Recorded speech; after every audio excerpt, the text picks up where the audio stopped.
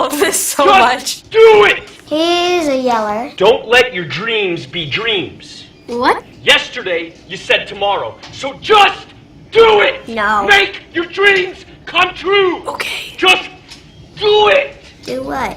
What's he talking about? Some people dream of success while you're gonna wake up and work hard at it. Nothing is impossible. Well, can I fly? Can I have telekinesis? Where anyone else would quit, and you're not gonna stop there. So yes, sir. No, what are you waiting for? He's the worst guy ever. Do it! Do what? Just He's really into it. do it! No! Yes, you can! No, I Just won't. do it! No. Why is he yelling at us? If you're tired of starting over, stop giving up. I'm not giving up. Stop giving up. How do you even know I've given up? Why are you squatting? Okay. Is he in jail or something? Do what? What do you want me to do? Question time! So what do you think about this guy who was yelling? He was a bit much. He squats too much. Angry. Very angry. He's creepy, that's what. He kept saying, just do it. What does he want you to do? I don't know. I don't know. He really wants people to not give up on their dreams. He was like, don't give up. And I was just like, I never did. And he was like, just don't. And I was like, okay. Would you say some of the things he was saying were good things? Yes. Yes. He doesn't want me to just give up. Yeah? But just not in a positive way of saying it. He's doing the wrong thing and the right thing. His mannerisms made it so just like angry and negative. You don't need to be so aggressive like you need to do this. Do you recognize who this person is? No. No. No. No. No. Should I? I recognize him from a TV show, I think. Shia LaBeouf, he's an actor. Well, his name is Shia LaBeouf. What? I have no idea who that is. Oh, yeah. I do know him. Well, he's an actor, He's an actor? From Transformers. and he was the star of the Transformers movies, and was also a kid actor, and he was in a bunch of things, but his most famous TV show when he was a kid was called Even Stevens. You ever heard that show? No. No. No. Nope. No, I haven't even seen Transformers. That sounds vaguely familiar. I don't think I've ever seen it, but I've heard of it. I was gonna say, wasn't he on Even Steven? I swear to God, I was gonna say that. I actually remember watching some of it. So we're going to show you a picture of what he looked like when he was a kid compared to what he looks like now, and you'll tell us what you think of the difference. It's probably gonna be like a cute little boy, and now he's like screaming at people. Oh my gosh, I'm totally right. He doesn't really look like the same person. Before he seemed happy, now he's yelling at you to just do it. I feel like he's from a movie Holes. He was in Holes! Yeah, he's changed a lot. It looks like he's just a normal, happy boy. He thinks, I'm gonna have a great life and be so happy. So back to the video, do you have any idea why he decided to make this? I don't know, maybe a commercial? Maybe he got like fired or something. Did he just do that to like put it, or does he have like a YouTube channel? There was a green screen behind it, so maybe it was for a movie? Isn't the Just Do It thing like Nikes or something? Isn't it Nike? It's not. Wait, what? So it turns out that this was a piece of a project that he was in. That was a 30-minute long video where he was just reading things. Kids react to viral videos. This episode, Shia LaBeouf, just do it. Hou jouw sokkel goed aan, maar niet zo. Momentje. Do it! Do it! What is this? Do it! I love this so Just much. do it! He's a yeller. Don't let your dreams be dreams. What? Yesterday, you said tomorrow. So just do it! No. Make your dreams come true! Okay. Just do it! Do what? What's he talking about? Some people dream of success while you're gonna wake up and work hard at it. Nothing is impossible. Well, can I fly? Can I have telekinesis? Where anyone else would quit, and you're not gonna stop there. So yes, sir. No, what are you waiting for? He's the worst guy ever. Do it! Do what? Just He's really into it. do it! No. Yes, you can! No, he Just won't. do it! No. Why is he yelling at us? If you're tired of starting over, stop giving up. I'm not giving up. Stop giving up. How do you even know I'm giving up? Why are you squatting? Okay. Is he in jail or something? Do what? Ja, ik ga iets What do later. you Ik heb want die me app to al do? eventjes. Question time! So what do you think about this guy who's yelling? He was a bit much. He squats too much. Angry. Very angry. He's creepy. That's He kept saying, just do it. What does he want you to do?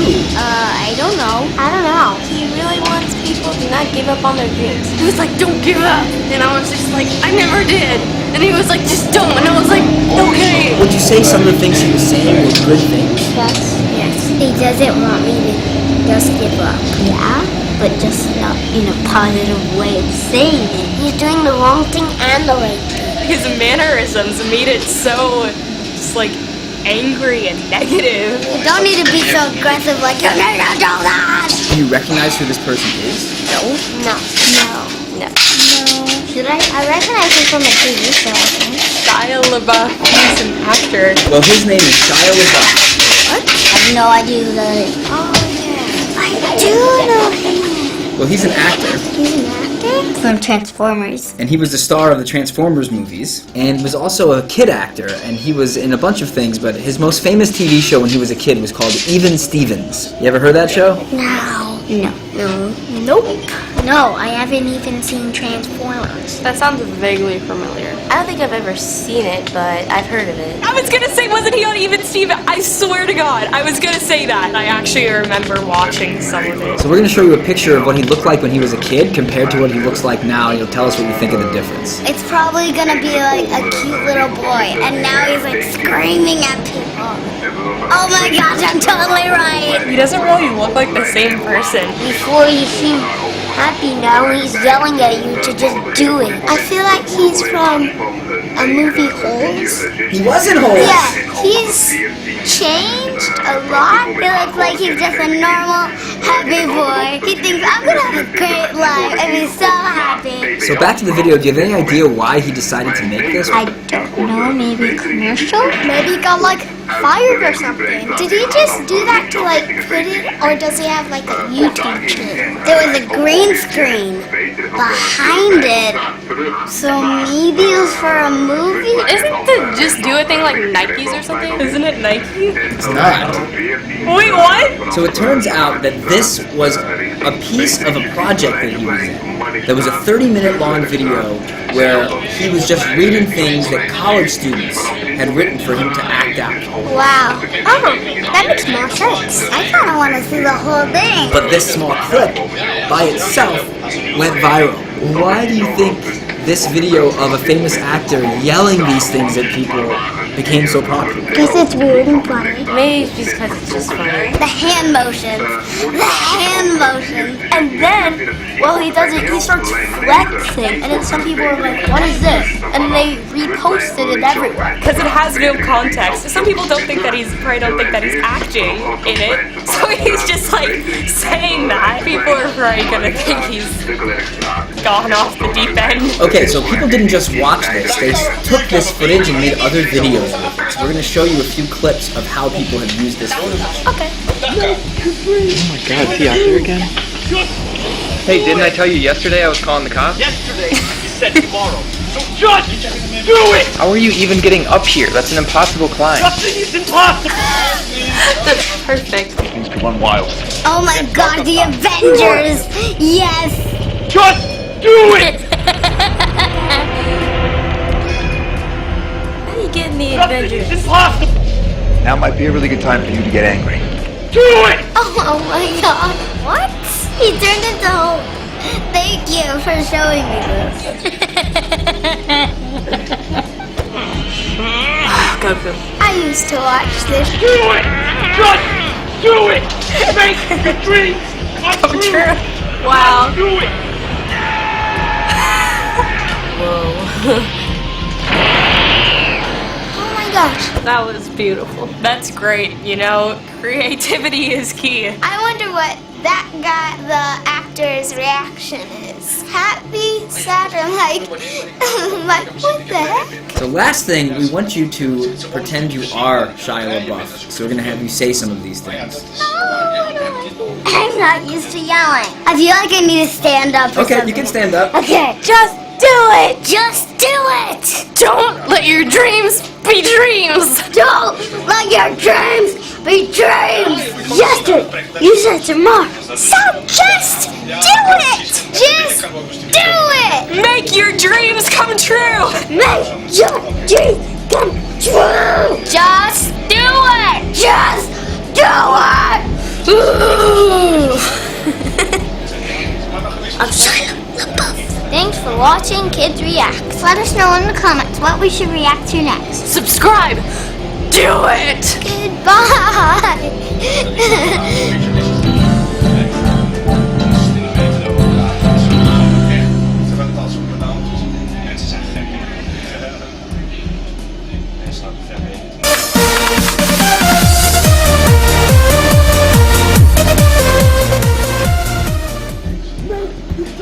God, is he out there again?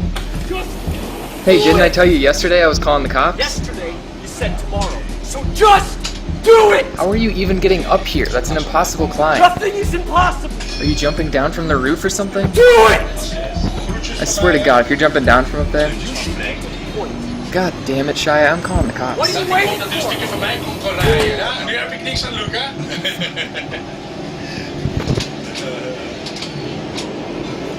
Hello, Hal, do you read me? I read you. Open the pod bay doors, Hal. I'm sorry, David. I'm afraid I can't do that. Yes, you can! What's the problem? Just do it! This mission is too important for me to allow you to stop. What are you waiting for? I don't know what you're talking about, Hal. Do it! I know that you and Shia were planning to disconnect me. Just do it! I'll go in through the emergency airlock. Without your space helmet, Dave, we're going to find that rather difficult. Open the doors. This conversation can serve no purpose anymore. Bye. Hal? Hal?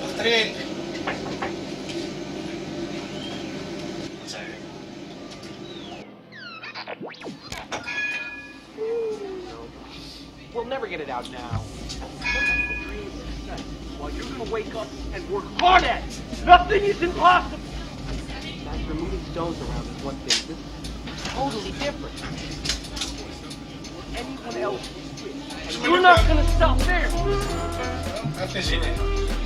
No, what are you waiting for? Do it!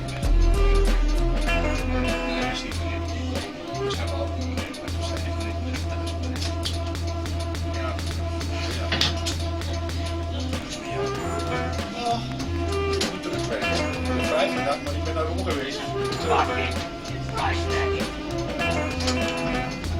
It's like that. Is goed stabiel dan?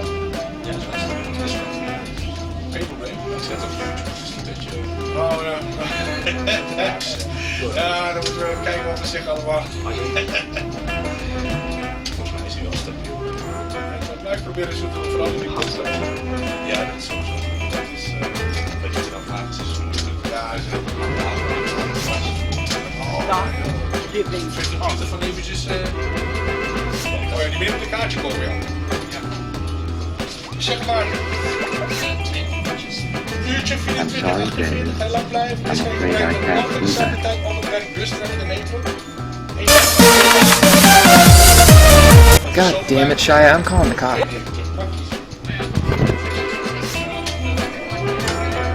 Hello, Hal, do you read me? Als je 2 liter gaat doen, dan moet je een loskaartje kopen.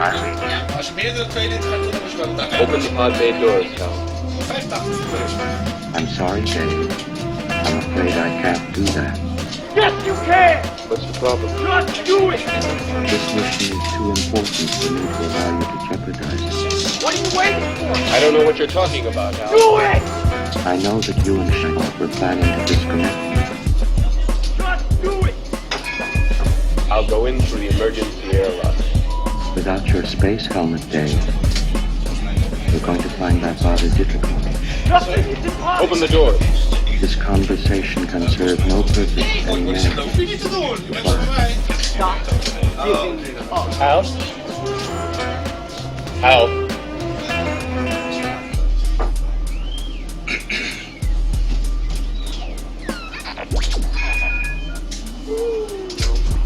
We'll never get it out now. Some people dream of success while you're gonna wake up and work hard at it. Nothing is impossible. After moving stones around is one thing. This is totally different. Anyone else, you're not gonna stop there. No, what are you waiting for? Do it!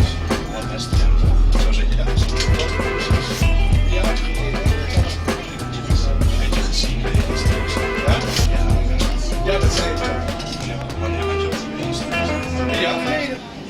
Ik ben net toevallig, het is vandaag wel 5, dus 2 mei 2014 heb ik mijn toestand gehaald. Nou, nog gefeliciteerd dan. Dankjewel. Ik ben van net een Ja, ik weet het. jij zit rijden. Maar werkt hier? Conducteur.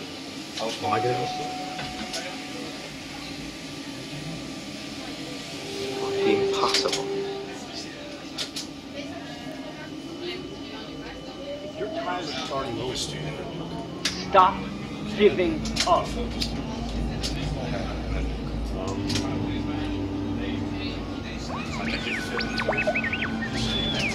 Cool. Ga ik naar de studie, ja? Oké, een stukje van in de cabine. Deze stukje hier van mij eventjes film of een foto maken van een soms wordt het. Een foto of zo. Dat ik hier sta. Video. Een foto of video's ook. Maar een foto. Kan je een foto naar mij sturen? Van mij in de cabine. Hier heb ik zo of zo meteen. Of zo kan ook.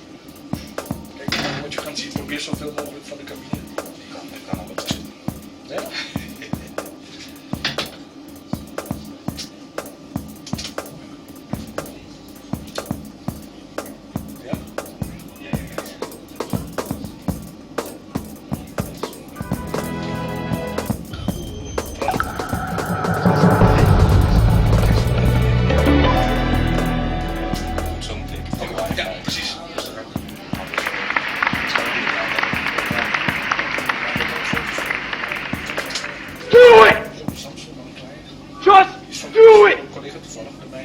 Don't let your dreams be dreams.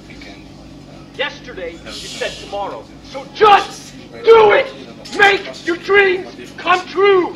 Just do it! Ik heb een mini 4 van mezelf. Some people dream of success while you're gonna wake up and work hard at it. Nothing is impossible. Die simkaart van deze heb ik die andere gooien, maar die andere You should get to the andere point simkaart. where anyone else would quit. And you're not gonna stop there. Dat is een telefoonwinkel. No, what are you waiting for? Ja, dat kan ook, hè? Do Maar it! als het niet goed geknipt wordt, ben je wel Just alles kwijt. do it! Yes, you can! Ja, oh, joh. Just do it! Ik wist dat niet eens toen. Jongen die If you're tired of starting over, kan dat wel knippen, maar die stop giving up. niet tegen mij terugzeggen.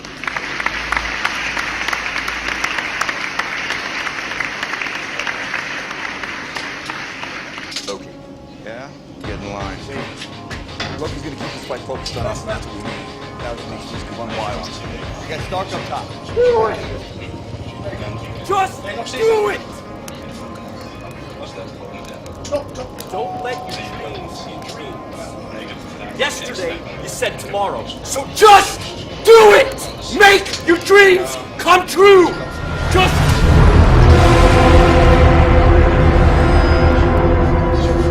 do it!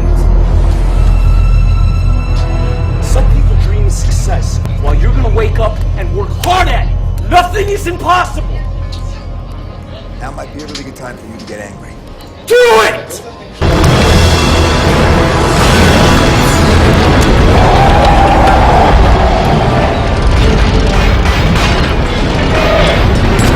Hold on!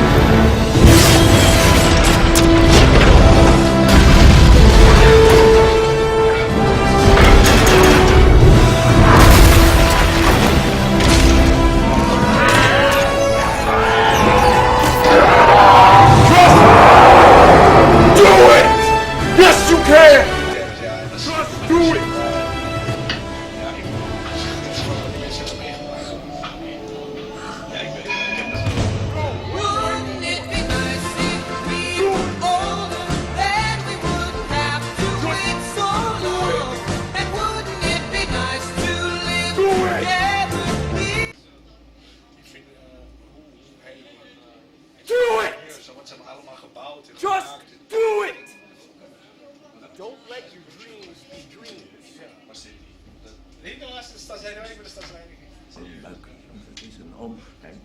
Yesterday, you said tomorrow. Vaak zie je hem in je slide en je kijkt naar me. Make your dreams come true. Just do it. Some people dream of success while you're gonna wake up and work hard at it. Nothing is impossible.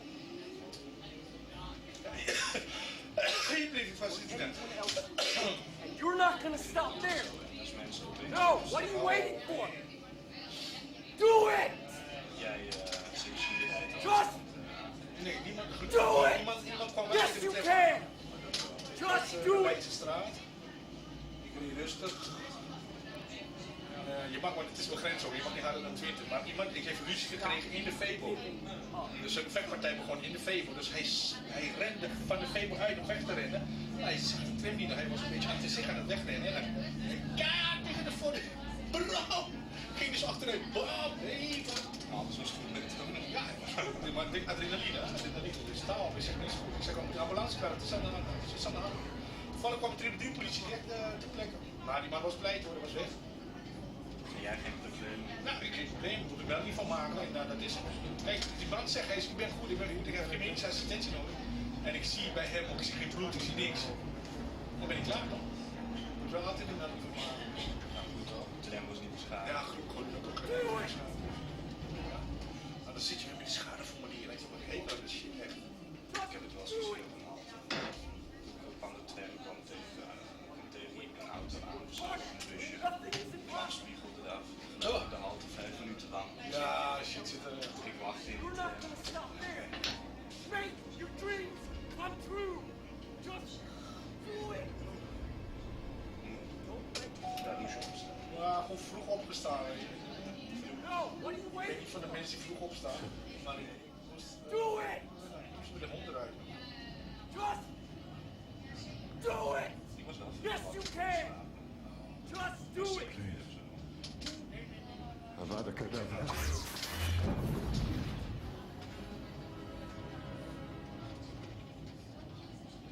Ik was vroeg en dan ben ik weer op bed. This is a production of Cornell University. Maar toen lukte het niet meer. All right. Als ik wakker ben, ga ik echt niet meer staan.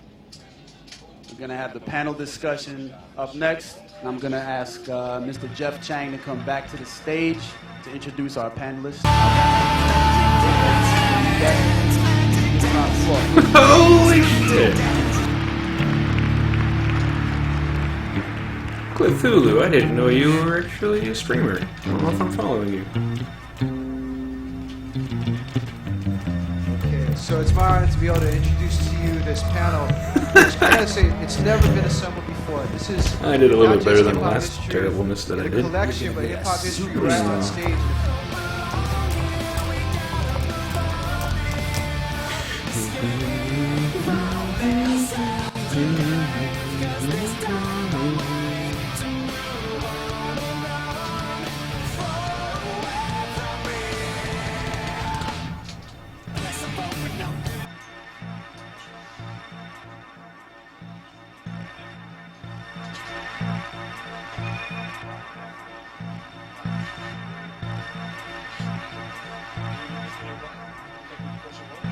Seconds here.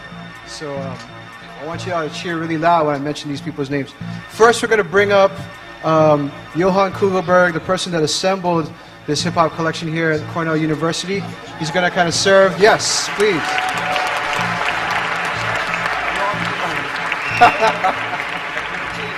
Johann is asking me to say that he is a non-pioneer. He and I are going to kind of tag team with the questions here. A lot of you have submitted questions via the web, and also some of you filled out cards, so we're going to have that portion of it as well. But the first person I'd like to introduce today is the person that could be, in a lot of ways, along with Johann, the person most responsible for this collection being here at Cornell. He was the first hip-hop photographer. If you've seen the book, Born in the Bronx, and don't own it, you should buy the book, Born in the Bronx, so you can see it as you own it. And he can sign it here as well, right? You'll be here to sign it. Tables up front, right at the registration area. But his stuff is amazing, and he continues to photograph. He's exhibited everywhere around the world. Please give it up for Joe the photographer, Joe Conzo.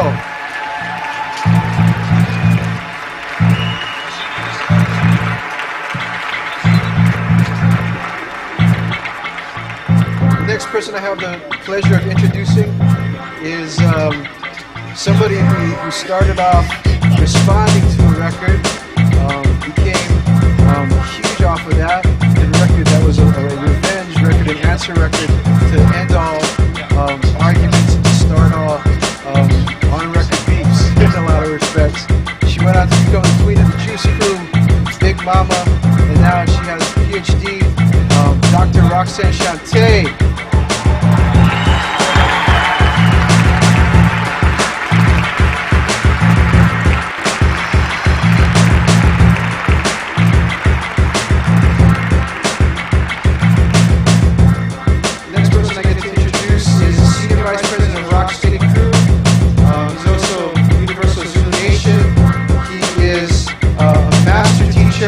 Start a magnificent force, but he's somebody who is one of those elders that's constantly in the community giving back all the time. Please give it up for Jorge, Hot Master Fable, Pabon.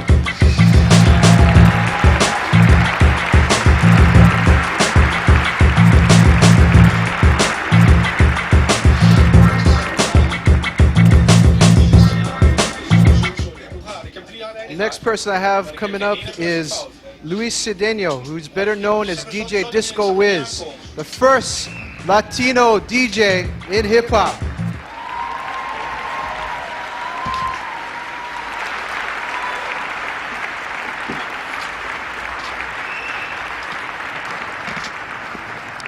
I gotta mention too, he's got a new book coming out next spring, is it? Something like that, 2009. It's called It's Just Begun, The Epic Journey of DJ Disco Wiz, the first Latino DJ. It's on Powerhouse Books. Cop that. All right? Next person I get to introduce is the first female MC soloist in hip-hop. She started off with Cool Herc's Herculords. She did a couple records. She did a Fly Guy, another awesome anthem record. She also did a record with her brother, Master Don, and the committee, Funk Box Party. Please give it up for Pebbly Pooh.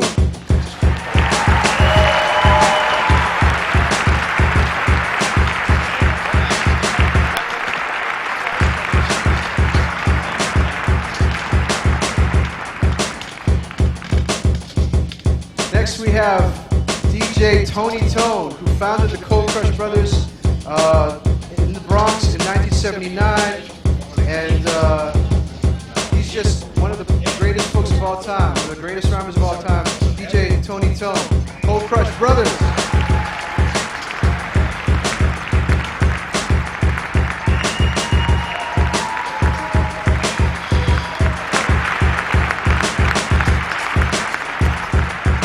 Sound controller, master of the universe, Tony Tone. Next we have the person who as a young man invented the thing that we know as the Wicca with the scratch. Grand Wizard Theodore is a member of the L Brothers of the Fantastic Five.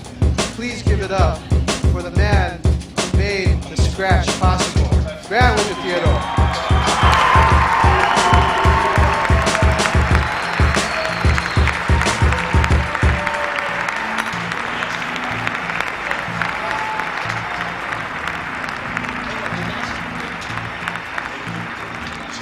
It's my pleasure to introduce Mr. Grandmaster Kaz, aka Casanova Fly, who began his DJ career in 1974 and along with Tony Tone and Charlie Chase was one of the original members of the Cold Crush Brothers, one of the greatest rappers of all time, Grandmaster Kaz.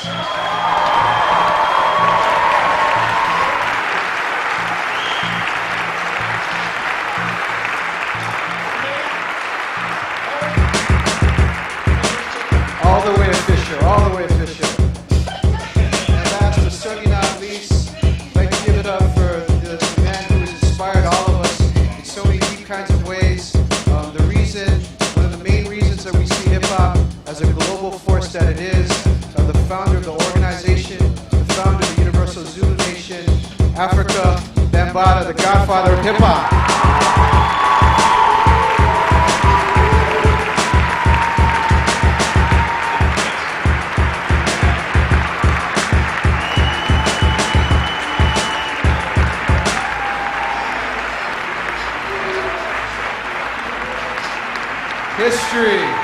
history, Cornell. This is history.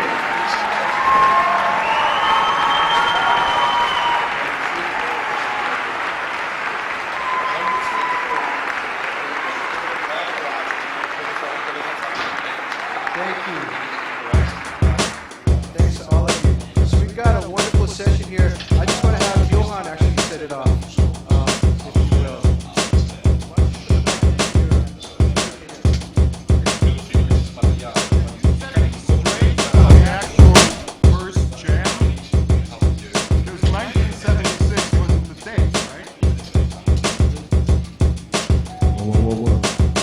Yeah.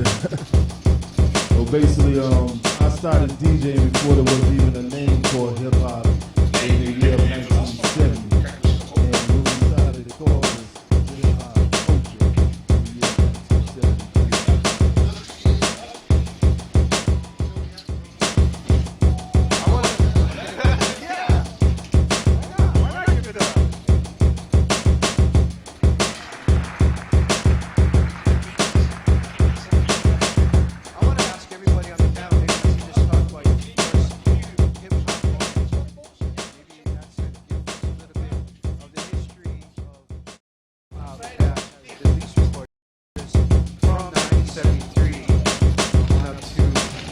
The dawn of the recorded era. Dus ik belde vanmorgen om het af te zeggen. And anybody feel free to jump in. With your first defining hip hop moment in your life. Well, you have to understand that for me, it's more profound than that. Hip hop for me is my inspiration, the soundtrack of my life.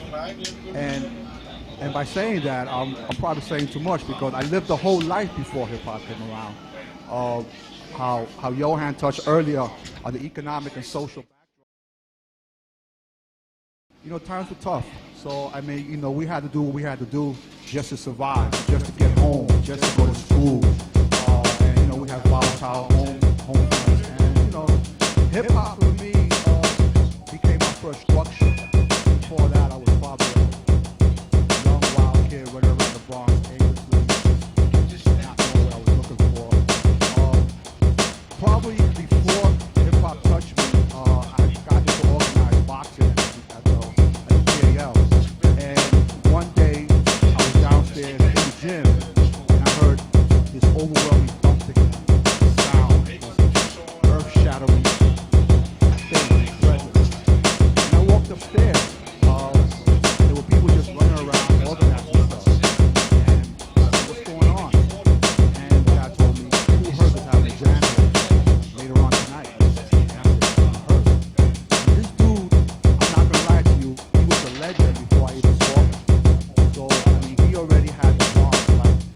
Mesmerized. So I said, really? And the guy said, yeah, he's right there on stage. And I looked up the stage in my boxing gear, just saw this huge blue column that reached the ceiling. And I looked at him and he was just throwing one record after the other, just practicing. And he spoke into the mic. I'm not sure if any of you seen who heard. He's a man's presence. And when he said just 1, 2 check, that was it. It sent like shivers down my spine, and I was just captured by the whole moment. And I've been in that same trance now for over 33 years. So.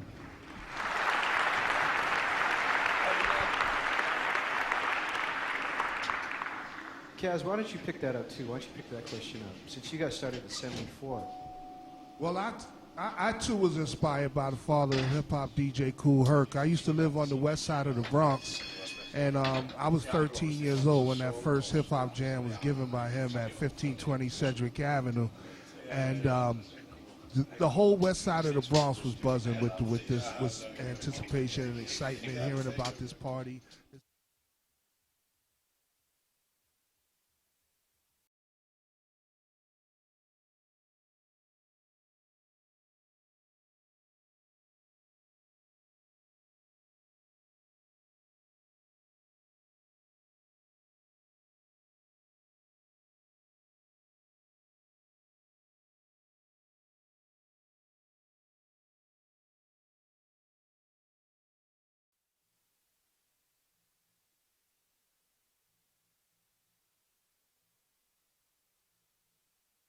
his turntable over to my house.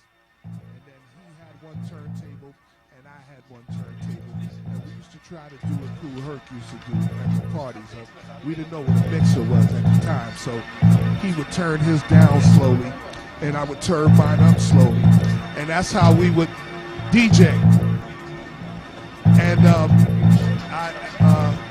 I was at one of those summers that you reach, during puberty when you grow up like 7 inches over the summer. So I kind of retired very quickly from that b-boy thing, and once I saw Kool Herc DJ indoors in the inside venue, that was it for me. That changed my life. And like Liz said, I've been on a roller coaster ever since.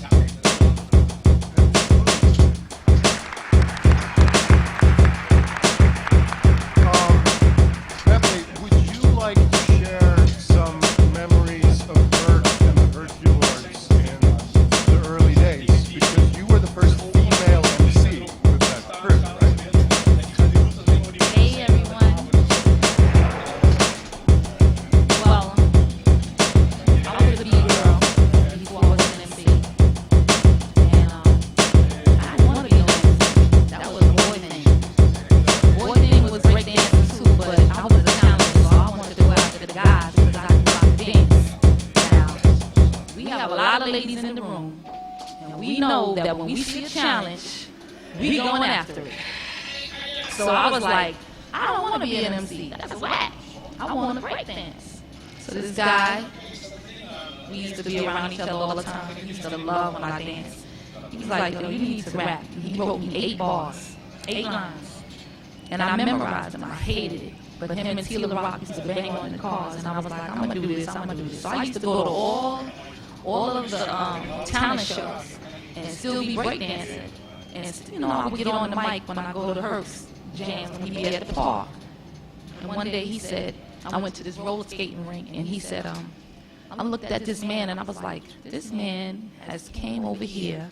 Now, I know I went to the jam, and I got on his mic, but why is he over here at the skating rink looking at me? So I kept looking at him. I kept skating around the rink, and then I seen him again. I was like, oh, my God. And he said, can I speak to you for a minute? And I was like, oh, my God. I was young. I was like, I'm not going to say, I can't talk to him. So he said, I heard you on the mic one time. You came to watch my dance, and I want to know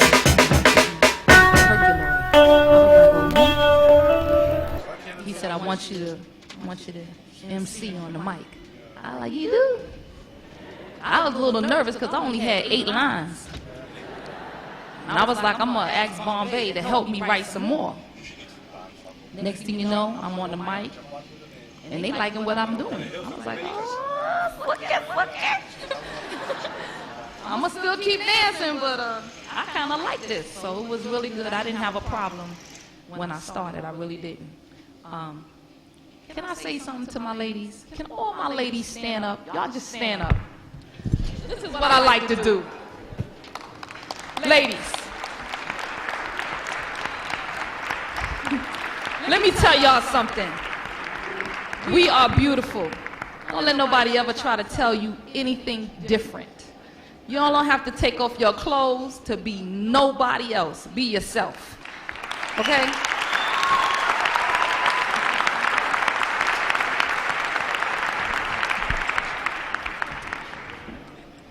That's my girl right there. That's Shantae. That's my heart. We stick together. I have to ask you, do you remember the 8 lines? Oh my God. Come on, family. I don't know. I don't know that thing. I don't know. I wanna wait, let me see. I want to get something straight for this chick to be. No, that's now. Good evening, everyone. Yes, how do you feel? Going to get the party jumping. Something.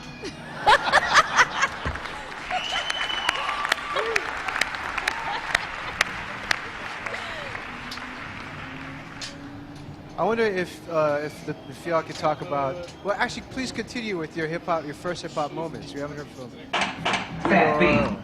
Fable? Total. Fat Fable, Beat. Sade. Your first hip-hop moment? Fat Beat. All right. Well, I was born and raised in Spanish Harlem, so yeah, I have family in the Bronx. Fat Beat. Yeah. Fat Beat. So actually, the first thing in my Fat Beat. Fat Beat.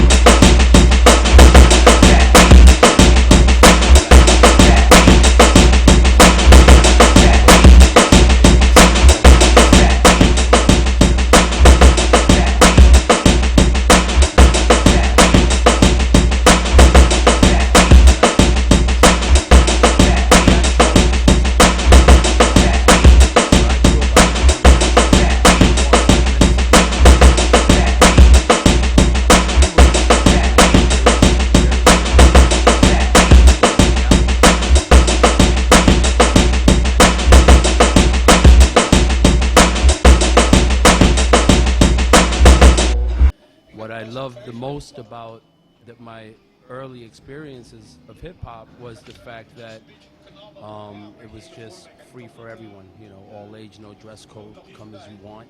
You had grandmothers out there, you know, they was flipping burgers on the grill, you know. It was totally a communal thing, which is, I think, was kind of missing now, except for some of the efforts by some people that do bring it to the parks, like my wife Christy and other people.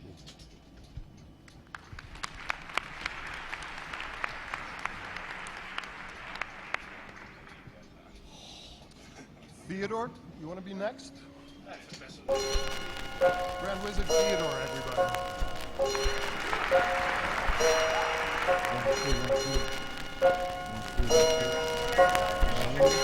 1 2 1 2. Okay, we'll call this shot. I would have to say, first let me say that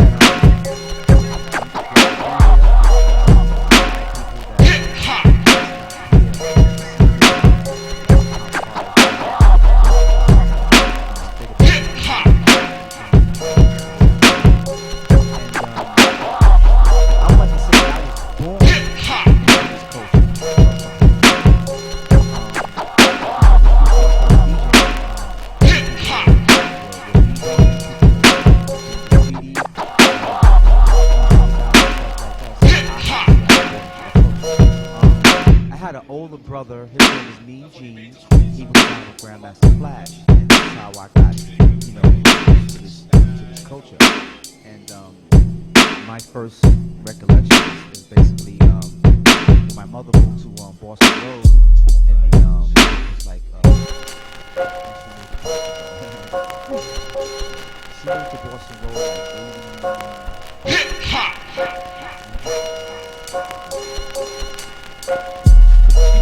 like rolling like 73, 74. First got used to like DJ culture as far as my brother classes concerned. So that would have to be my first recollection of hip-hop, because Grandmaster Flash, they introduced it to me, so that's my first recollection.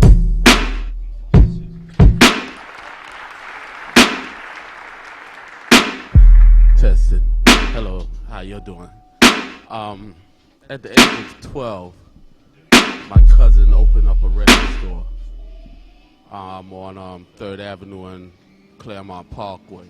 They became friends, so we opened up, and somebody had broke into it. They went in the building next door, and they went through the wall. They broke this big hole in the wall, and they robbed us. So we closed it down, and we moved up to the first side at University. And that's when I started hearing, you know, me being in the record store, I'm call myself DJ. I sneak my mother's receiver out, and on the receiver got an A section and a B section. So I'm going from A for one side of the turntable and B for the other side of the turntable. And then the music would go over here. And when I go to B, the music would go over here, because I had one speaker on one side. So now we moved the record shop up on University and Burnside. And I started hearing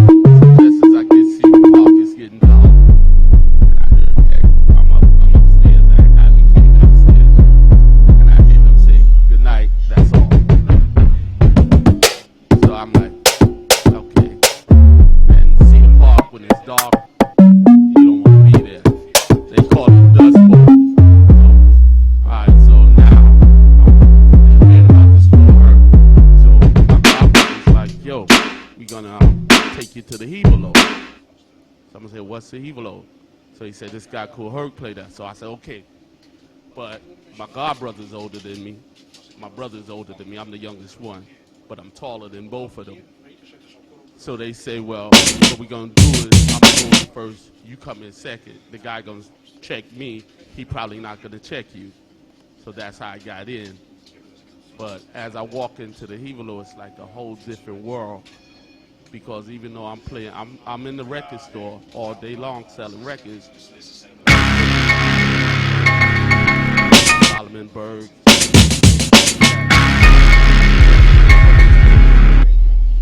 I basically never heard it, and I'm not selling it. And I'm saying, what's this? It just was a whole change from here.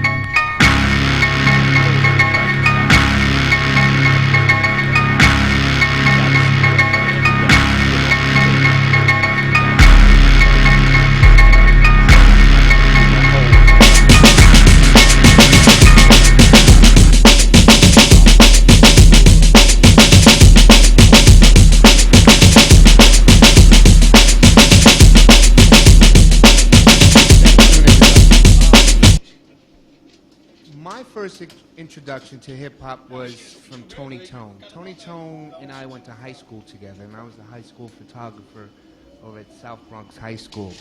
And I gotta be totally honest, I was a disco head. I was heavy into disco at the time. And Tony and EJD played on the basketball team, and they invited me to the T-Connect.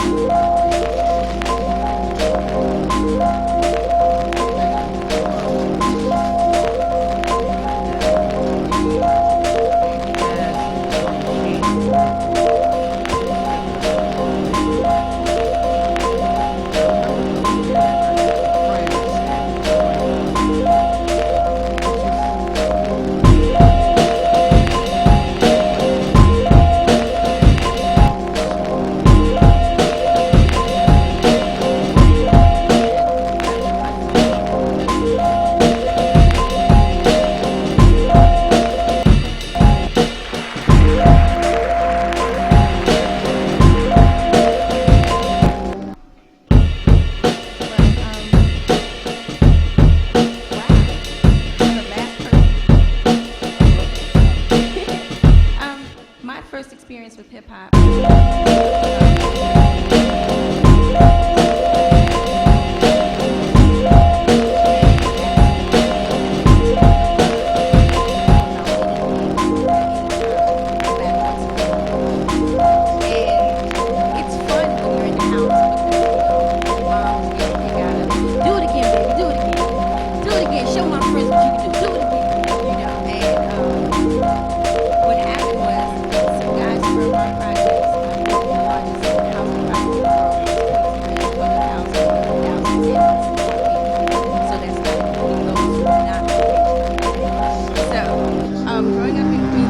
Public housing.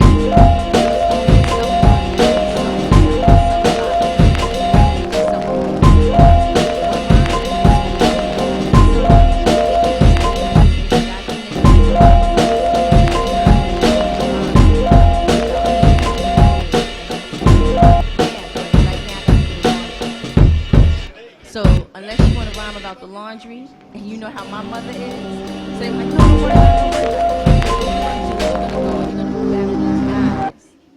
And when you go and battle them, then we're going to put money up. So I hear money, so I tell my mother, Ma, they're going to pay me to go around. Oh, yeah, well, then you know what? Hold off on that laundry and go ahead and get that money. So,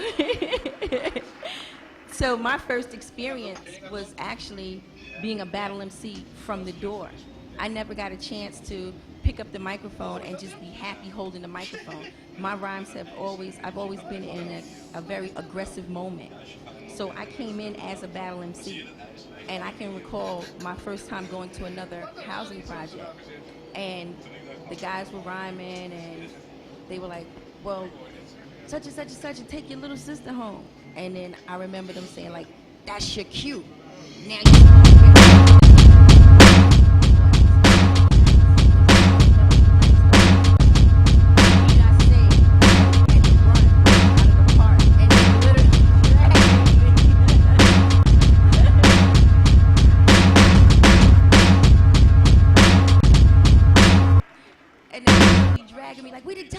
all of that. You're not supposed to talk about people's mothers. You ain't supposed to say that about their clothes. Da, da, da. So it was like a scolding all the way home, counting the money. You know, and I remember coming in the house and telling my mom, like, Ma, guess what? They wanted to fight us. They wanted to do this. She was like, are you okay? I said, yeah. She said, did you get the money? I said, yeah. And that was my first experience with hip hop.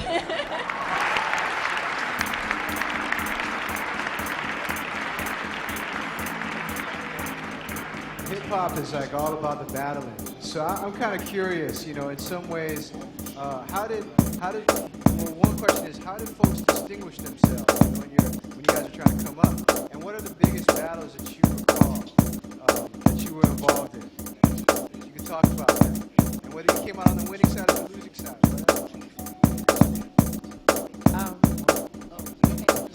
You definitely did more than I did. One. I can sit here really and tell you about the battles that I've won and my group has won. But I want to talk about this one battle that I didn't fare so well.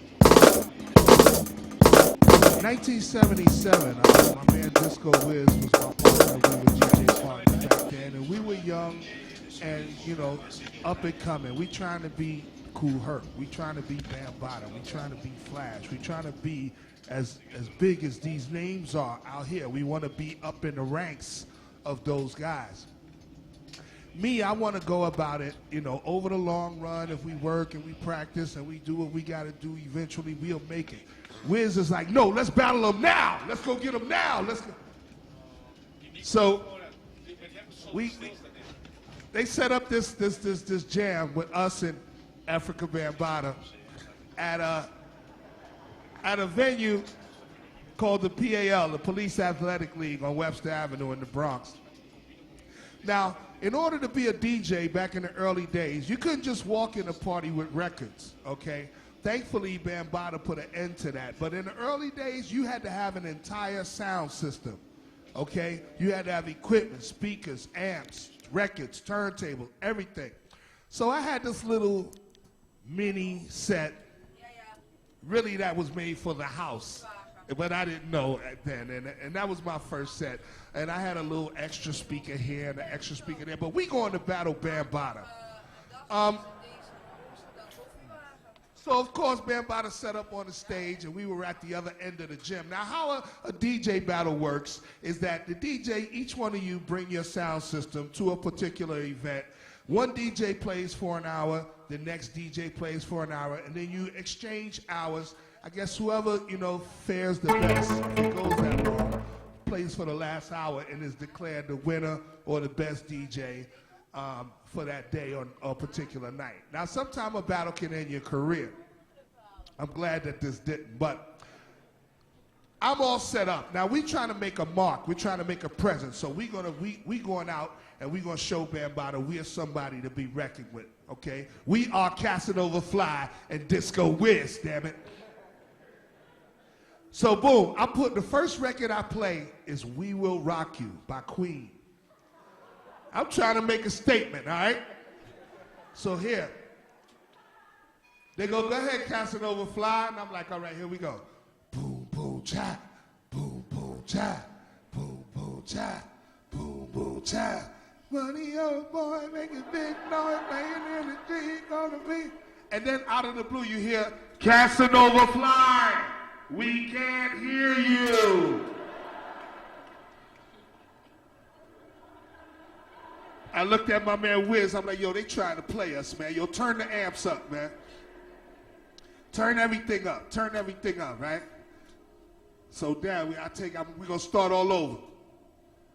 Boom, boom, cha, boom, boom, cha, boom, boom, cha. Bloody over boy making big noise, playing Casanova Fly. We still can't hear you. Is this what you're trying to play? Boom, boom, cha, boom, boom, cha. We just start pulling the chords out. Yo, let's go. We out.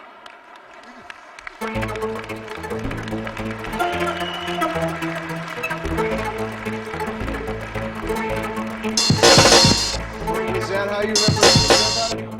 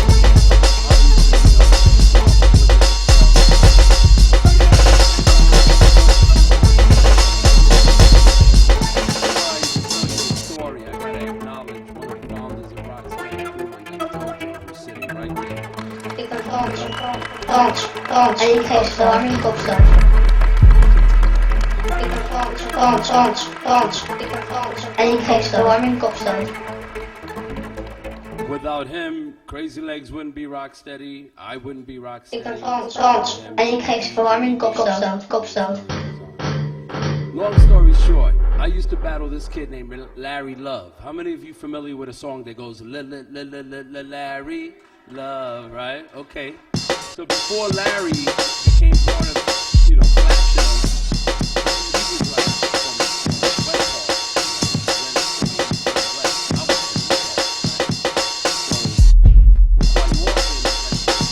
Roxanne Shante was saying it's real. You have to be careful who's in the battle. And sometimes you have to go and we're gonna battle you on your block. We would go a day ahead to figure out how to run out. Because if you're winning, you might get your ass beat, right?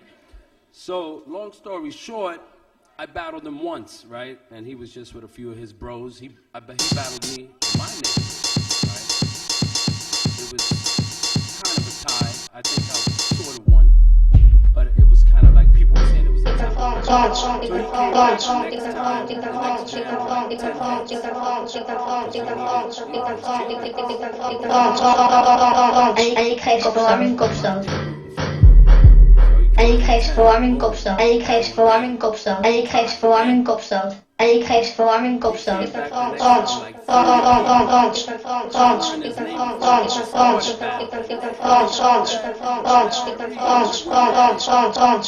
next time. For once, I was kind of shook. Because I'm like, I'm in my neighborhood. If I lose this, I'm going to have to face up to my people every day. So I had to step up my game hardcore. And I think that was probably one of the most memorable battles. Because I went at him so hard that I actually convinced his 30 people that I was jumping in. And I won that one for real.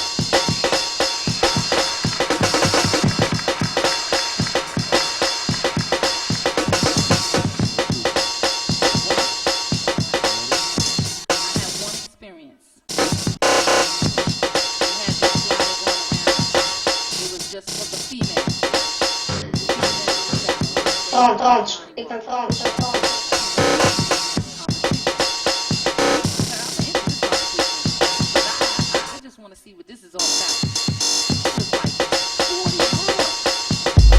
And they made me like number 38. So I was like, oh my God. So I got safety. I wanted to put this in the beginning. We was at this club called Mr. Soul. Now I live in the Bronx. I didn't want to come to Harlem. I was like, I'm going to come. I want to go and see this. I know I'm good. I get to the competition. I'm like, got this. And they paying.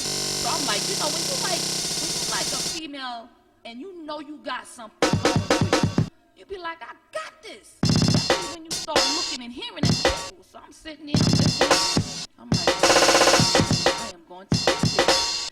So 37 come up. I'm next, right? I was like, 40. I was like, 40? I said, by that time, everybody gonna be gone. Ain't nobody gonna be there. So I was like, they ain't gonna keep the money for themselves. I'm getting ready to leave. So I'm listening to all these females. Here comes this female version. She goes, 1, 2, 1, 2. I'm like, oh.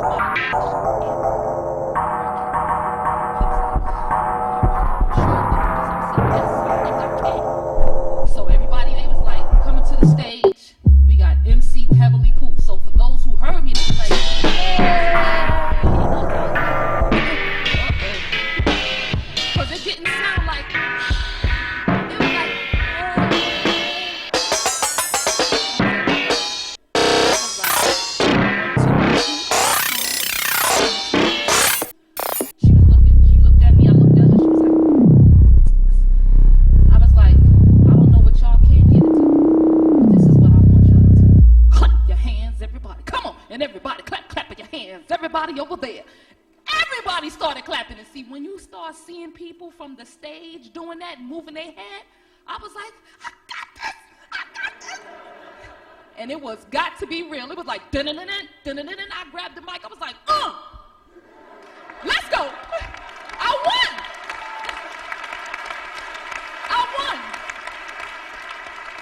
But for that 1 second, oh my God, I was like this. I got this in the beginning, and then I was hearing her, and I was like, ew.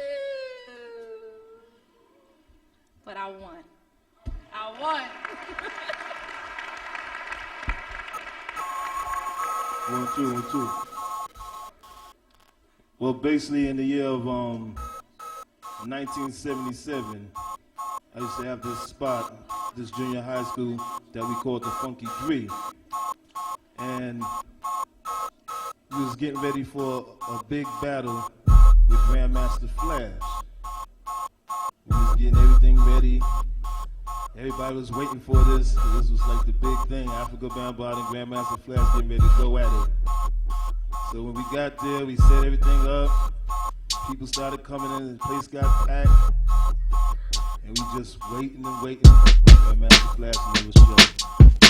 So in the year of 1978, another brother of mine by the name of District King Mario, he had to have a battle with Grandmaster Flash at Mumbo. Grandmaster Flash came in there with a crazy wall of speakers. This was something like a movie. Everybody was decked out, all the fly girls and honeys were coming all into place, waiting for this big battle. And Mario was getting nervous. And at that time, I controlled like thousands of people on the streets. So I sent the word out for help through some of the other Black Spades DJs. Tex DJ Hollywood. I bought my system, the Earthquake system. We put all the speakers together. Flash was saying, oh shit.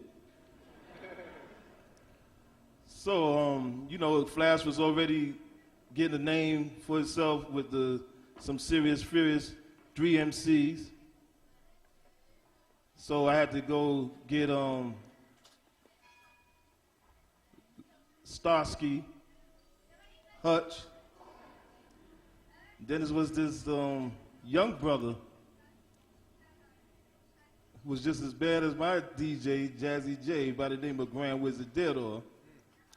And Mario was, you know, he would say, oh man, Flash is gonna kick my ass. What I'm gonna do? I said, Flash, don't worry about it. Mario, don't worry about it. Because, you know, a lot of people at that time were scared to mess with the music that I'd be playing. And Grand Wizard Theater never heard none of my songs before. Never played it. And all I did was show him, here, hit it here. Wham! Boom! Hit it here. And I'm known, you know, most DJs at that time, when they play a same record for about 15 minutes. They may play Good Time 15 minutes by Chic. I was changing records every 2 minutes to 3 minutes. So, you know, when Dilla was hearing that beat and that groove, he just started getting funky on Flash. Flash didn't know what to do.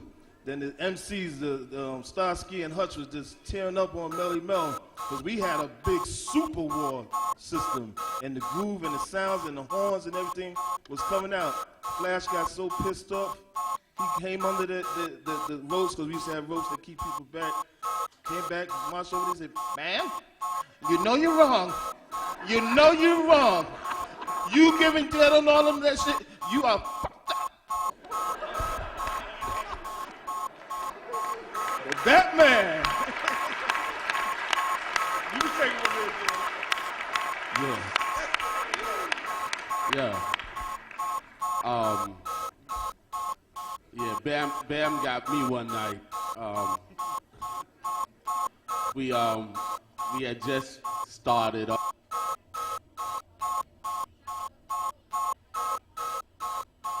This is a production of Cornell University. All right. And a little girl, some you should go home, such and such and such, you need. That's Jitterbug City. Well, we You can go back into the Music Man, if many of y'all have seen this with Robert Preston when he was talking about the big little needle that you put on.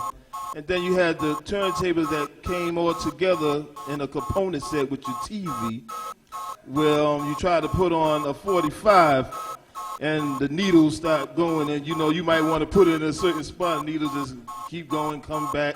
Or you might have the spindle where you put 6 45s on, and you hear the record, everybody dance at the party, then it stops, everybody got to wait for the next record to drop, and then it's going something like what you seen on Happy Days in the jukebox.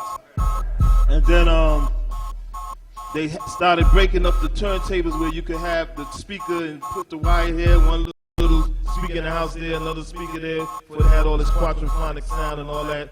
And you had your component set, a little wooden set with the studio had the same with the needle, go across, and the spindle come down. And we used to give party, your mother or father might smack in your head, you trying to steal the turntable to take it to the center to play. But this is how we used to start playing before you had the 2 turntables together. We used to take the component set that your mama had or your papa had, put it on one side of the hallway, right here where you're going to play. Then another person would come with their mama or papa set and stick it on the other side. So you might have the spindle you have to drop, or you have the one spindle where you take the 6 one on and put the 1 on. So when you're playing, I might be playing I Want You Back by the Jackson 5, and I knew it's going to the end, and it's dark, you have your little light, so you flash your flashlight to the other guy on the other side, and he know to hurry up and put the other record, and hoping that it's not going to cross over, which will keep the party moving. So that was before, when the whole disco era started coming in, and you started getting the 2 turntables in the component set, and you start getting the mixer in it, and then on the side you start having something you wanted, the echo chamber, or in the disco days they started adding the smoke chambers to make it look more like you was in some type of space alien type of party. And at that time, we was getting tired of hearing disco because in the black Latino community, dances change every 3 months. But here, a lot of the Europeans and Americans white Americans was starting to get in there and just wanted to hustle.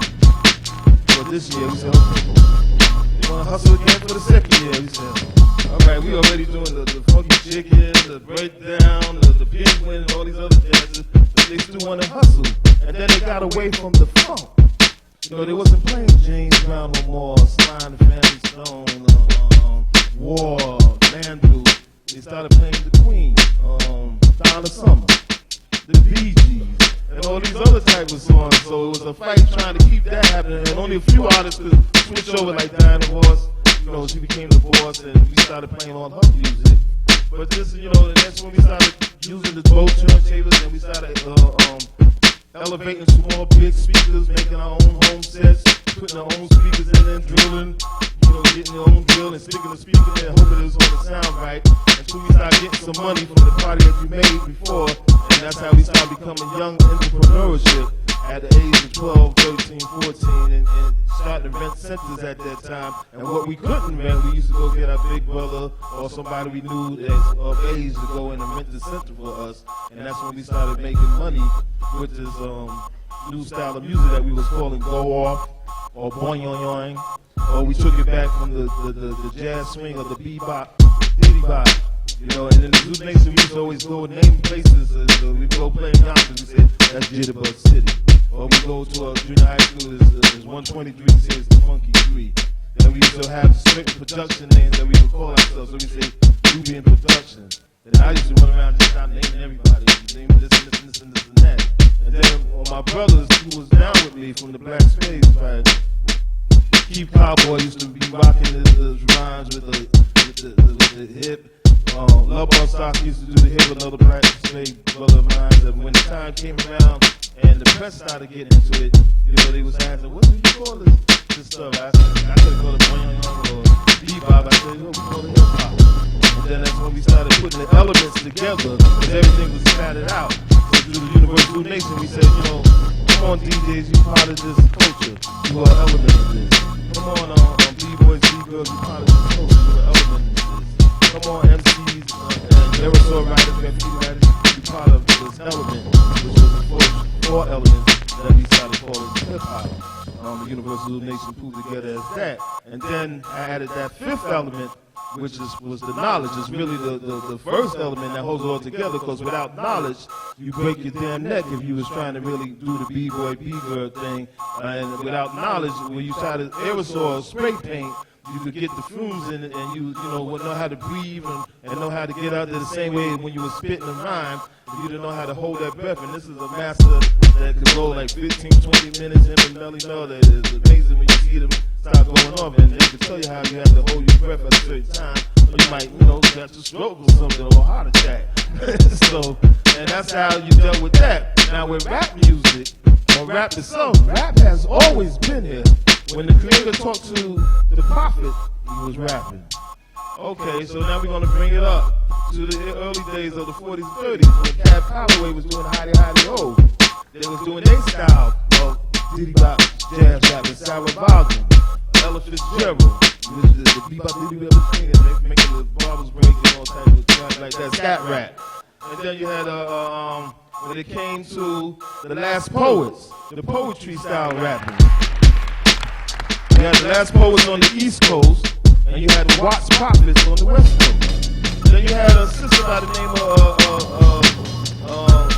Nikki Giovanni, who also was very powerful with the knowledge type of poetry rap she was doing. And you had Sonia Sanchez, who was doing her style of rapping. And then we have the party rap of the 60s, where you had Shirley Ellis with 369, the Goose Drink Wine, the Monkey Shoot Back on the Street Car Line, all that, and the Name Game, Shirley Go Billy, the Mama, and all that type of stuff. And then you had Isaac Hayes, who did his little baby, take your time between us.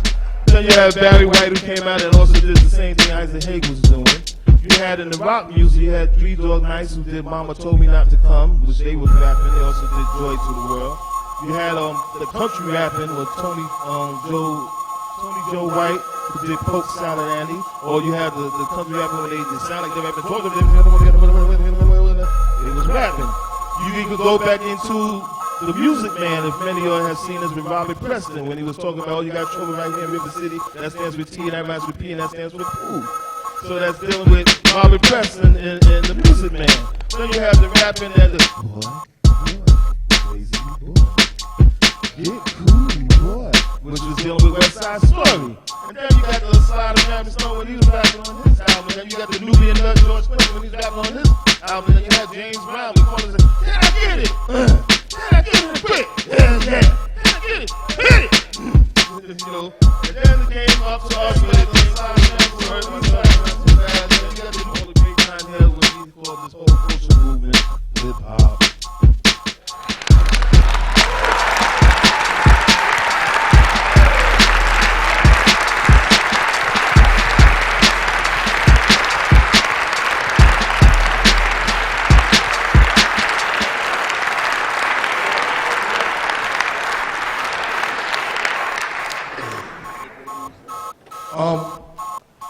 I just want to say that as far as like your question, as far as the sound of hip hop, I think that's it's important that people know that this man, Africa Bambaataa, is the person who gave us our soundtrack. He broadened our horizons as far as the music that we were seeking. Herc pretty much gave us the way in the early days in break beats. Okay, we're looking for breaks. We're looking for that part of the song that the singing stops and the melodies drop out and the drums take over. Okay, that's the part of the song we dance off. That became, the music and the soundtrack for hip hop. But after a while, everybody's playing James Brown and George Clinton and everybody the same music. Bambaataa's the first one that said, hey. Why don't y'all look outside of the scope of where you're looking now? Look into some calypso music. Why don't y'all check out some of this jazz music? Bambaataa's was the first DJ to play reggae music in hip-hop jams, okay? So he's the one that really made us look outside of our normal scope of music. We already had a better view of music than most because we look back. And today, people don't look back in music, they look forward. And so we were enriched to know about groups like the Detroit Emeralds and Joe Cuba and Mandrill and all of these places that we didn't normally look for music. So Bam is responsible for that. Y'all need to know that.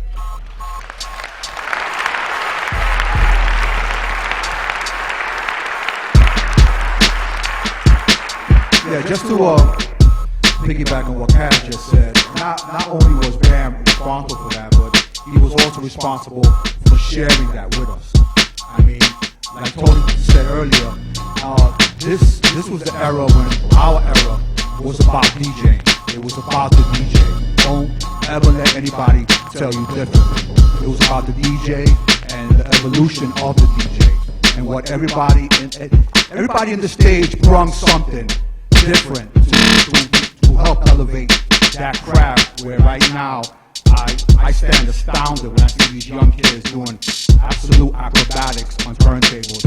It makes me just stare in awe, because I remember when me and Kaz got our first sound system, it was like belt drive Kenwood turntables, and for us to even hold on to a record, we had to first tape a penny or a nickel to the head of the needle, and then second thing we did was we used to take old album covers and stencil out the record and make our own slit mats.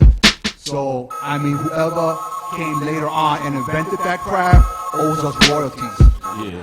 So, no doubt. But Bam brung not only that, he brought a sense of community, a sense of brotherhood, a sense of something more. I said earlier that hip-hop has been my true inspiration, and I don't lie when I said that. I really mean that. I mean, Herc did what Herc did, but Herc wasn't a brother that was going to stand there and share any of his records with you, or you know what I'm saying, or really extend his hand to you in that way. But I remember the first time me and Kaz was playing at 123, and Bambaataa was in the background. I mean, we almost peed in our pants. We said, oh, Bambaataa's here. We pulled out like every eclectic record we had. And so he's still there. And then after the jam, he hung around. And we were wiring up our stuff and packing it up. And we talked about records like it seemed like forever, man. And I mean, and Kaz's like, yo, what's the name of this joint that goes, and the other joint goes, I mean, he just like spit off a whole catalog of names of records and where to go get them and so forth and yada, yada, yada. And those are the things that were very, very like meaningful to us as younger cats, you know what I mean? Coming up and you know, trying to be under the tutelage of Herc and Bambaataa, you know what I mean? That was real, like real to us. Also, most people must know with hip-hop music, you got to know that it has bars. Most people, when they say hip-hop, they really don't know what they're talking about. When you say hip-hop, you're talking about the whole movement of hip-hop. If you're talking about hip-hop music, you got to know that you're also talking about beats per minute, that can be slowed down. You can be talking about the electro funk, which is the planet rock type sound. You can be talking about trip-hop. You can be talking about bass or jungle or step. You can be talking about real funk or valley funk or Brazil. You can be talking about the other international flavors of hip hop. That's why through the Zoom Nation we've been attacking a lot of these so-called hip hop and R&B radio stations who are really jiving the people. We're saying bring the balance of Mayat back to the station. Stop playing the same 10 records over and over and over again.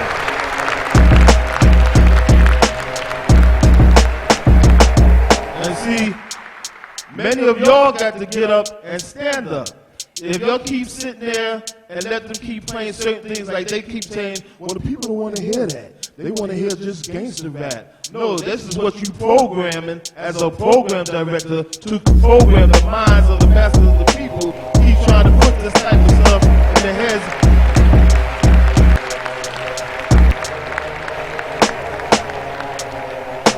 And this is why the different situations that we are getting in today, where you think you can't control your kids or the youth of today. Because if you keep letting them just hear the same thing over and over, I mean, I had a meeting, I had to ask all these people who came to the meeting, and it was packed. And I told these people, yo, say your love, Allah, Jehovah, Jah, Jesus, name all these religions, the mosques, the temples, the churches, and said that y'all sit on your butts and let these stations, program directors keep doing what they do, then you deserve what you get. So somebody smack you upside your head, break your daughter, run in your house, and shoot you down because you didn't get up off your butt and get out there and do something. So you deserve what you get. So people must have to organize and start challenging these so-called radio stations. We say to play the old with the new with the old. We don't care if it's country, western, metal, rock, house, techno, salsa, soca, reggae, jazz, anything. Challenge all these radio stations and say, listen, I want to hear the old with the new with the old. If you're going to play something about kill, kill, kill, then play me something about love. What's the wrong with you can't play Delphonics with R. Kelly? Rolling Stones with Limp Bizkit. I want to actually, we have probably time to get to one more question, and we want to make sure that Joe gets to show his photos, which everybody needs to see. You know, I want to give him a little bit of time to do that. So I want to kind of go back a little bit. You were talking about the elements, and Liz, you were talking about, you know, community. And I think today a lot of the themes have been around the fifth element of knowledge and the idea of building community. And I think a lot of folks have a lot of questions here from the web, from the cards and that kind of stuff, asking advice. But I think they all boil down to, like, there's a lot of different individual issues, homophobia in hip-hop, women in hip-hop, all these different types of issues. I think it boils down to, what do we need to do? We've developed the four elements very deeply. In some cases, there's a lot of money being made off of some of those elements. What do we need to do as students of hip-hop to develop knowledge and continue to help develop the community? And I actually want to pose it over there to Dr. Shante and also to Fable, who's you know, because you're both, you got your PhD and you do a lot of master teaching. So we can start there. Well, there's no one correct answer, or there's no one solution to it, because there are so many individual problems with it. My main focus is that I've always believed in the fact that education is something that needs to be more so implemented and brought on the forefront. A majority of our most successful rappers are actually college graduates, but they don't usually say that because they feel that saying that they graduated from college is not the cool thing to do, or that's not the type of information they want to put out there, because they know that an educated consumer is going to choose wisely what they purchase. So therefore, they want to keep people ignorant to what's going on, so therefore they don't put it out there. Another thing also that I felt needed to be told is that myself, Beverly Pooh, and a lot of other female rappers who have participated in this culture, this wonderful thing called hip-hop, have never ever really seen the glory or the accolades that I felt that were deserved because of the hard work that we put in and the support that we put in behind our brothers, beside our brothers, and sometimes even in front of our brothers. And the main thing now, to find out that the most influential vision of a female in hip-hop happens to be the video chick is devastating to me.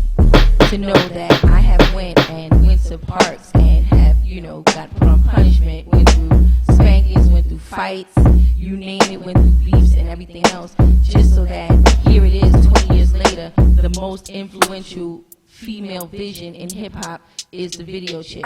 To have someone say, oh, you know, do you know who's really hot now? And I'm like, well, yeah, tell me, because I have a radio station. I have an independent radio station called ESP51.com. And what we do is we're not politically controlled, so therefore we play all the hip-hop you won't hear anyplace else.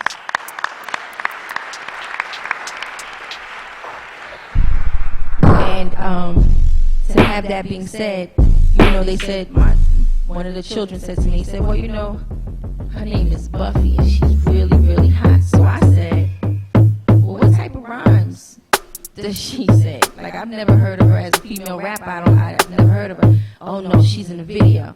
And to have that be said was really heart-wrenching. Where I think what they need to do is set a standard on, again, incorporating education. It's very, very important. So if they decided to say to all these young little girls who aspire to want to become these video chicks because they think that these girls really ride off in the sunset with these rappers, and they think that these girls really get these cars and these rings and these fur coats, and they live in these big houses and open up these doors for these rappers, when they do not, when everything in the video is rented. The fact is, we need to at least say, if you want to become a video chick, the minimum level is at least 2 years of college. So at least they will aspire to say, okay, if we get all the major artists to say, well, in order to have a chick in our video, she has to at least have a minimum of a certain amount of college credits. So that these little girls can aspire to say, well, at least I got to get a minimum of credits before I can get in the video. So that's what I'm going to do, because I don't want to be a GED video hoe. I want to be the college version, you know?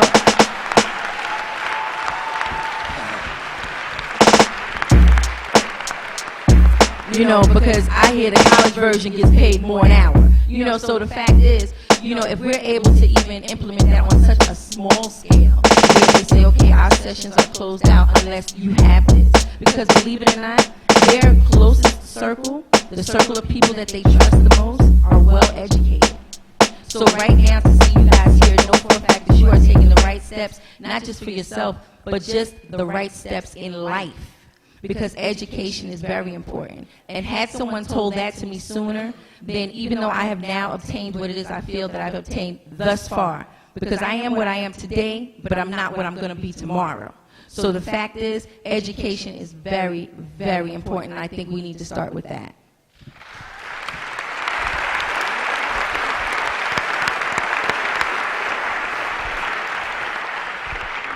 I agree 200%.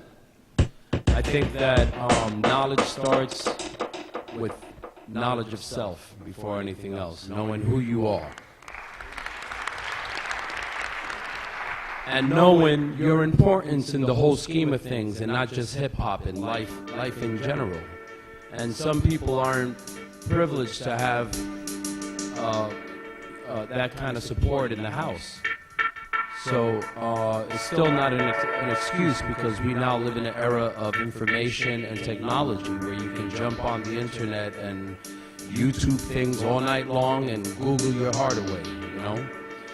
But I think in terms of hip-hop specifically, some of the efforts, for instance, like, you know, Nas said hip-hop was dead, right, recently. I said it 10 years ago. And I said it in a lecture 10 years ago for shock value. And then I clarified myself and I said, what's really dead about it is that there are no block parties. There's no jams. That is, the essence of hip-hop starts at a jam. Because why? It's communal. You have people all ages, families, like I mentioned before. That's where you grab a protege and mentor him. That's where a young kid looks for a teacher. And that sort of thing isn't happening that often. So again, I got to give props to my wife and the whole Tools of War movement, which I helped co-found. Because, and not only her, but you know, crazy, you know, Rocksteady crew, we always have one free joint. Every Sunday we have a 4-day event, the Rocksteady anniversaries, and the last day is always a free jump off, you know? And that's where people can see with their own eyes really wholesome, clean fun. You know what I mean? Secondly, I think that we need to start meeting our youth halfway. You know, I did the after-school program thing with CBOs, community-based organizations, etc. for years. Site director at CS4 across the street from the Corn Park Pool. 3 years in the summer. I turned it into a hip-hop camp, basically, you know, where we needed an academic component to it, so I hired 3 teachers to teach some of the subjects. Some students were mandated, they had to go to that. It's like a summer school thing, but I wanted to keep it fun as well, the edutainment. So I hired a graffiti writer, but we called him a muralist. Yeah, you gotta be politically correct, especially when you deal with the Board of Ed. You know, sometimes you gotta be stealth about it, right? So the point is, I got a muralist, I got a b-boy to teach the dance element of it, You know what I mean? And I try to incorporate as much hip hop as and I had the spoken word person come in that had a hip hop flair. So we rocked that for like 3 years, very successful, you know. Then another example I want to give is that I worked at another junior high school in the Bronx. I was all over the place, by the way, from Bed-Stuy to the Bronx to Queens to Harlem. They had me all over the place. This one particular foundation I worked for. And by the way, that's where I found out how the school system is in total shambles. I mean, it is really bad. So, I went to this one school in particular, my first day there, and we were teaching a curriculum called Media Smart Youth, where we were trying to engage students on learning about the things they eat, you know. So my job was to add a hip-hop element to that. So first day there, the world studies teacher says, "You must be the hip-hop guy." I said, "Yeah, that's me." And I'm not gonna front the boy, just trying to like keep it, you know. It's nerdy like world studies. So I was like, "Who are you?" He said, "Like some history here, etc." He said, "Well, you know what? I want to share something with you." And he shared his lesson plan. So I think he learned about Africa and Egypt and stuff like that. And he said, "What do you think of this?" And he started, it was a rhyme. His whole lesson plan was a rhyme. Okay, it definitely wasn't Grandmaster Caz material, but I'm saying he made an effort, and I said, "So, how do they do?" I said, 80% of them passed. And prior to that, it was not 80%. He was having a real hard time engaging the students, you know. So that blew my mind totally. I said, this guy, Caucasian man, totally understood that this is a very powerful tool and saw the potential in it to implement a little rhyme and entice the students. And I think that even with simple solutions like Dante said, you know,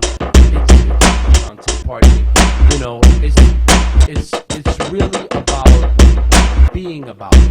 We can theorize all day, hypothetically, this, that, and the third. Unless you roll up your sleeve and get in the trenches and get dirty and work with the youth in the streets and find interesting ways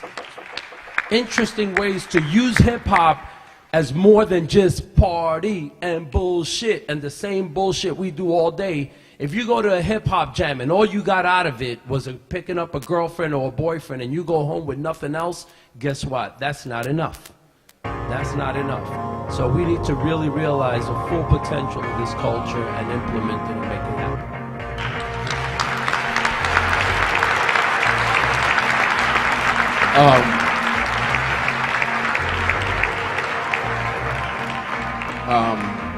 Like I said earlier, I am sorry that our parents didn't step in when we first started doing hip-hop or jamming or whatever, and really get involved in what we were doing. It might be a different picture now if they had, you know. And a lot of parents, you know, they seem like they're scared to get involved in the kids' life, and so the kids just go all kinds of direction following the wrong people. So I think a lot of parents need to get into their kids' life and really say, what's that? And learn about what they're doing and who their kids are. You know, a lot of people don't like to own up to the thing that they do wrong. They always want to blame somebody else. You got to be accountable for what you do. And a lot of people need to wake up and say, okay, I want to lead a positive life. Because I don't think nobody wake up and say, yo, I want my day to be negative. So people need to really start looking at who they are and trying to be responsible for the actions that they want to put out there or do or whatever. But a lot of people don't. And a lot of parents just let their kids go crazy. You know, when I hear kids cursing at their parents, I've never disrespected my mother till today. I have never disrespected my mother. And when I hear about kids disrespecting their mother and stuff, I don't understand it. You know, people call me from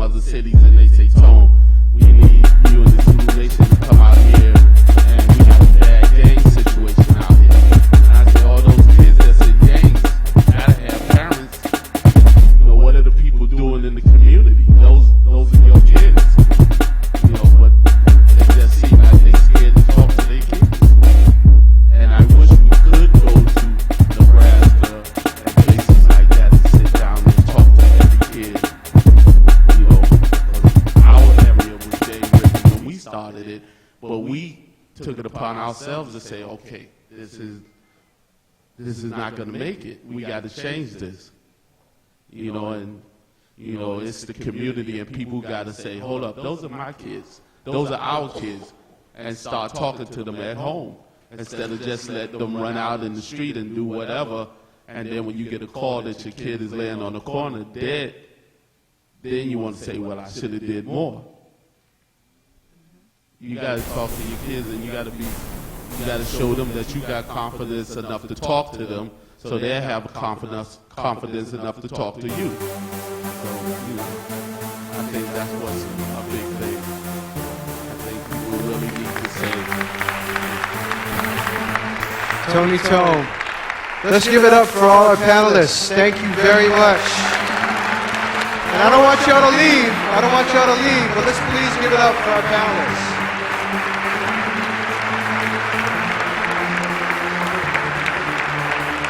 Joe Conzo, Dr. Roxanne Shante, Pop Master Fable, Disco Wiz, Heavenly Boo, Tony Tone, Grand Wizard Theodore, Grandmaster Kaz, Africa Bambaataa.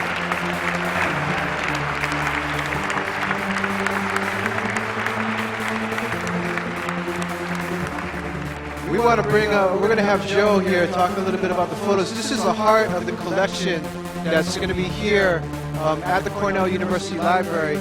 We want to have Joe talk a little bit about what he's got here. One thing I want to say is, you know, we talk a lot about what a hip-hop worldview looks like from the ground up. This is a person who really began seeing that in many ways himself. And so we're actually seeing the beginnings of hip-hop through Joe's eyes in these photos. So let's give it up for Joe. Thank you. Thank you. Thank you, Jeff. What I'm going to try and do for the next 5 minutes is just all the stories that you heard the pioneers speak about, I'm going to try and bring you back here with my photos. Okay, accurately to their stories, to their history. And first, I want Charlie Ahern to stand up and take a bow. Charlie Ahern had the foresight back then to do a movie called Wild Styles, and you know, 25 years later, we're celebrating, you know, his seminal movie, Wild Styles. And this photo was actually taken at the Dixie Club with the Goldcrush Brothers, Tony, Easy AD, KG, JDL, young, good-looking Grandmaster Kaz there, Slim, and Charlie Ahern there.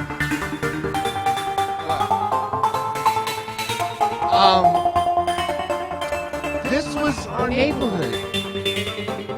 This was our neighborhood growing up. You know, as Sean pointed out earlier, many people, you know, the Bronx was burning. Well, to a lot of us, the Bronx was already burning. And, you know, this is, you know, our neighborhood, and this is where the culture of hip-hop grew out. We took something out of nothing and made it something big. These are our little angels. These are, you know, kids back then. I walked around, you know, I was a chubby little kid with big Davis afro that you'll see later on. And I took pictures of my neighborhood. You know, not only hip-hop, just everything around me. And this is the beauty of, you know, that I captured back then. This is a photo of a young Africa Bambaataa, DJ Charlie Chase, a young DJ Red Alert, and an MC Powwow sticking, you know, sitting in the back there. And this was the scene behind the ropes, you know, when we were playing our music. This is Roseland Ballroom downtown. 81, 82, who couldn't make it up here was instrumental in bringing hip-hop from the Bronx to downtown. And Roseland is a very big and famous club downtown. Yeah, 4,000 people. And we used to pack it. We used to bring our shows down there and pack it. And this is one of the earliest pictures I have of a cipher. Right, JoJo?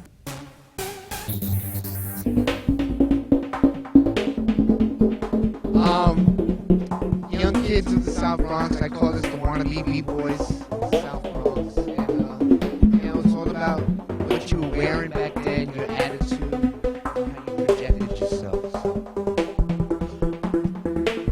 Again, the females, same thing. Yeah, that's Gina. I ended up marrying one of these girls here, having a kid. Remember Tony, Gina? Anyway, it's just, you know, our fashion back then. I wonder why. It wasn't cold that day either, so. Yeah.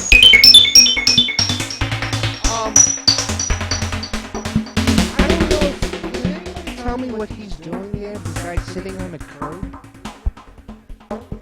Actually, exactly, who said that? Yeah, we actually, you know, we used to take string and everything and away and lower it into the sewers. He's actually sitting there on top of the sewer, lowering the string, lowered it down.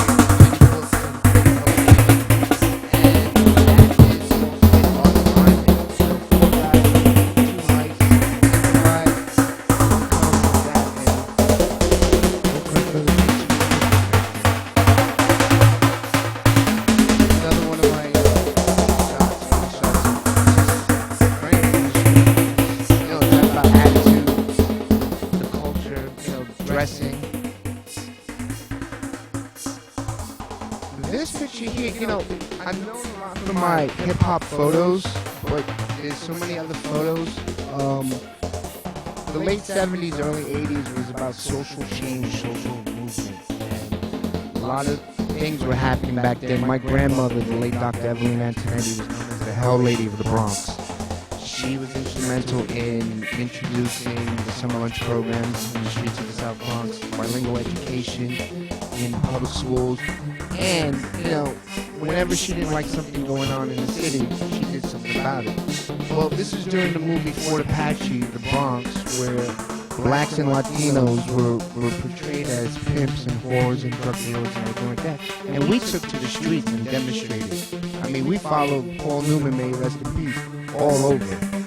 And we actually got a disclaimer in the movie, you know, to say that this movie does not portray the Hispanic or black people of the community as pimps, pussies, or whores. And this is just one of the demonstrations. And coming from a strong family background, you know, you could be 5 years old, you were going to a demonstration that day. You know, you were going to protest. And this is one of the pictures I have from there. This is Grandmaster Kaz on the turntables. You know, Grandmaster Kaz, and like you heard from him earlier, you know, before he picked up the mic, he was on the turntable. And, you know, he's one of those seminal DJs that can DJ and rhyme at the same time.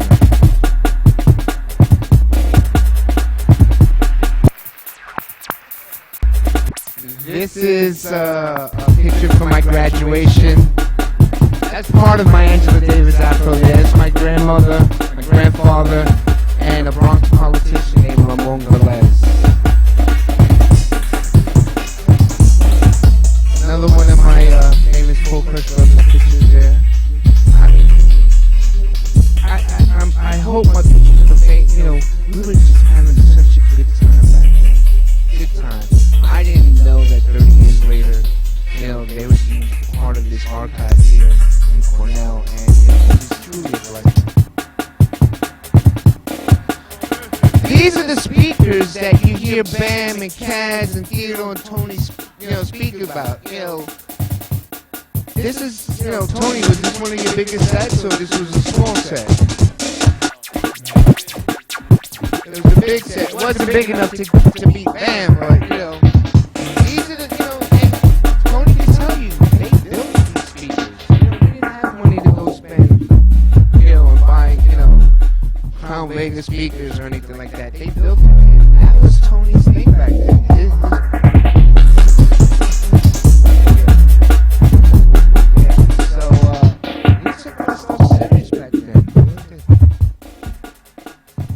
Here's Tony DJing and Bam in the background and G-Rock and Busy Bee in the background.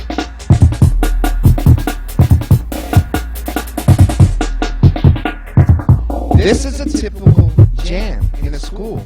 This is Roosevelt High School. See the rope? Nobody could come past that rope. But this is, we filled this school up. Yeah. Yeah.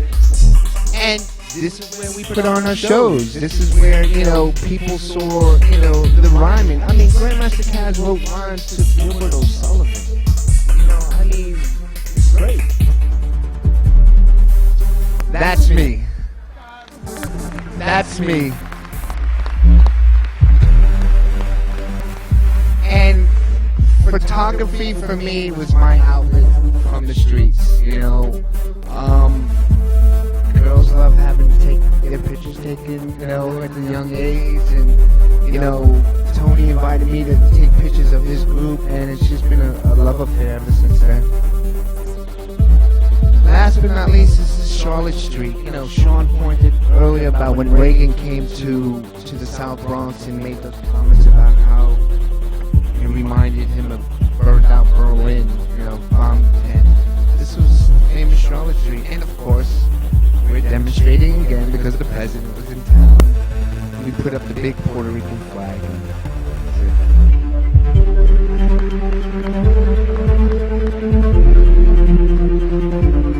Yeah, that's our tour. So I'm grateful that I'm here. I'm truly blessed, and it's nice to see the visuals going along with the stories, the histories of this culture, and I'm just blessed that I was around at a time that these pioneers of here were making a difference, and I was able to capture it. So thank you.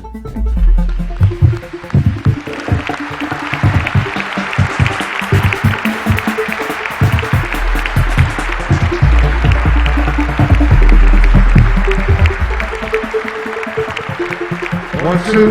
Right. We almost over, right? I just want to do a commercial real quick.